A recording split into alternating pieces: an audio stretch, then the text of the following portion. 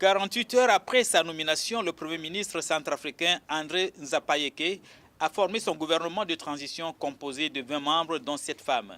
Dans la nouvelle équipe, des figures connues du régime du président démissionnaire Michel Djotodia ont été reconduites. Ainsi, 3 ministres de la coalition Seleka et un membre des anti-Balaka ont leur portefeuille. Selon le Premier ministre, il s'agit d'un gouvernement de combat censé s'attaquer à l'insécurité grandissante et à la précarité, entre autres. Vous connaissez tous les problèmes financiers que rencontre notre pays. Aujourd'hui, serait irresponsable de la part de ce gouvernement qui est un gouvernement de combat, un gouvernement de crise, qui n'est pas un gouvernement qui est là pour perdurer.